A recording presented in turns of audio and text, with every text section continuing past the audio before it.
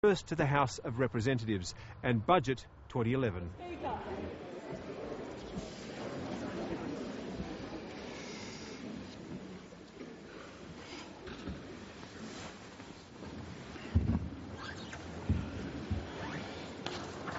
Order. I have received a message from Her Excellency the Governor-General recommending, in accordance with Section 56 of the Constitution, an appropriation for the purposes of the Appropriation Bill No. 1, 2011-2012. I call the Treasurer. Yeah. I present the Appropriation Bill No. 1, 2011 and 2012. The Clerk. First reading, a bill for an act to appropriate money out of the Consolidated Revenue Fund for the ordinary annual services of the government and for related purposes. The Treasurer. Mr Speaker, I move that this bill now be read a second time.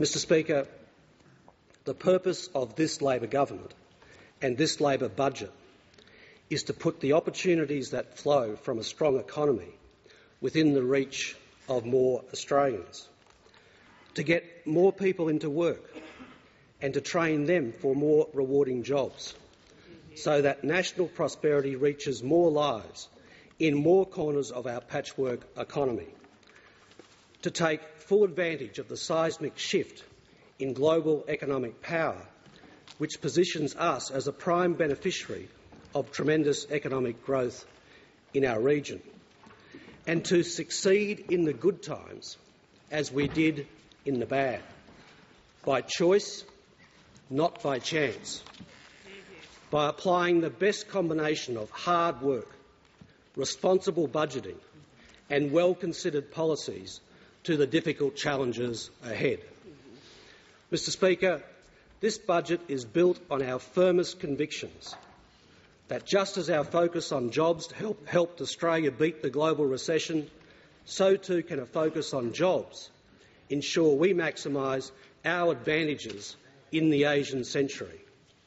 And just as deficits are the right thing to fight a global recession or to rebuild from natural disasters, so too are surpluses right for an economy set to grow strongly again.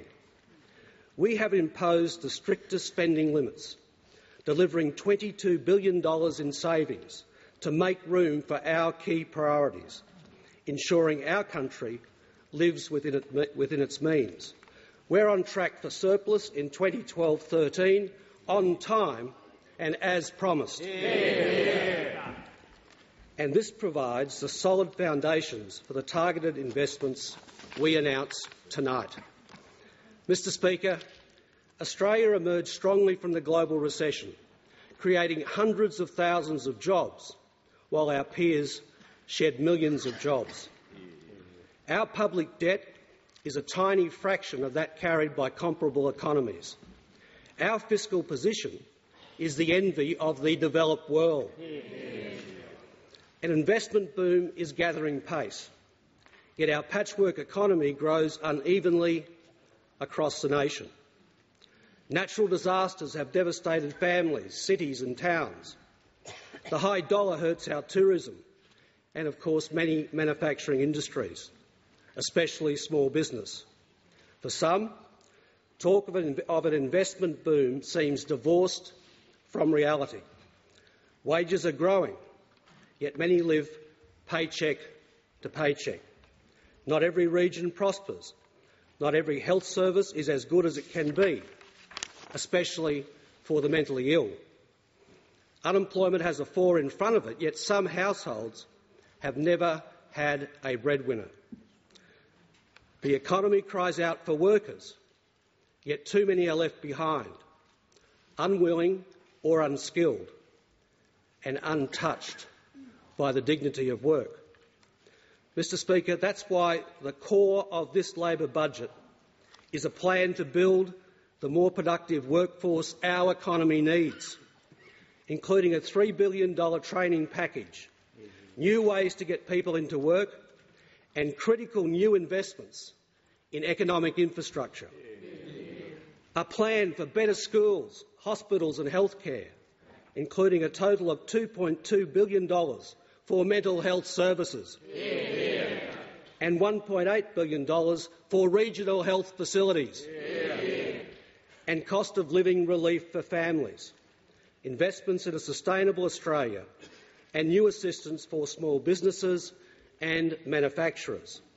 All while making the difficult decisions necessary to get back in the black by 2012-13, light years ahead of other major advanced economies. Mr Speaker, nobody will forget the recent natural disasters. They destroyed lives and livelihoods, here and abroad. The human tragedies are foremost in our minds, but there are economic consequences as well. The floods and Cyclone Yasi will cost our economy $9 billion in lost output and reduce real GDP growth by 0.5 percentage point in 2010-11. And combined with the impact of disasters in New Zealand and Japan, the hit becomes 0.75 percentage point this year, pushing down growth well below its long-term average. These events have shaken our economy, but they have not knocked our economy off its course. Real GDP growth is forecast to be a strong 4% in 2011-12 and 3.75% in 2012-13. Over 300,000 jobs have been created in the past year, and the unemployment rate is forecast to fall further to 4.5% by mid-2013, creating another 500,000 jobs. Mining investment will rise to around 8 times the level preceding the boom, to $76 billion in 2011-12, underpinned by the highest sustained terms of trade in 140 years. But not every family or business is feeling the immediate benefits. The dollar is around post-float highs, and this makes it difficult for some sectors, particularly those that compete in international markets. We see lingering effects from the global recession in consumer caution, a slow improvement in people's wealth and tighter credit, all of which have had an impact on government revenue. But with the investment pipeline ramping up and unemployment falling, the boom will test our economy and our workforce, and price pressures will re-emerge. That's why we have strict spending limits, so that we don't compound these pressures, and why this budget will help get more Australians into better jobs, improving productivity and improving participation. Mr Speaker, tonight I announce Building Australia's Future Workforce, a plan to help industries get the skilled workers they need, to modernise apprenticeships and to ensure more Australians enjoy the economic and social dividends of work.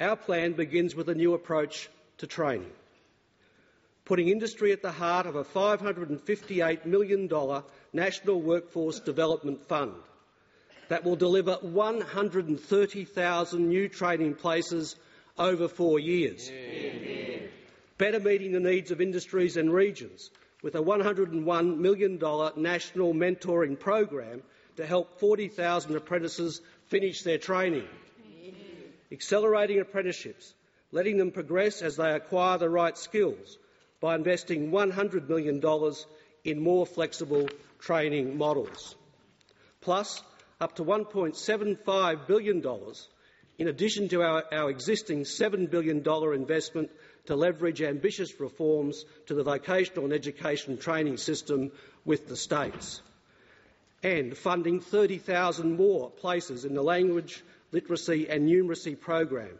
to provide the basic skills essential for a job. Mr Speaker, along with training more Australians for work, we also need to attract highly skilled migrants to live and work in regional Australia. For the first time, we will allocate 16,000 skilled migration places to the regions, complemented by regional migration agreements for communities with skill shortages. And we will introduce enterprise migration agreements for large resource projects in return for a financial contribution to train Australians for the future.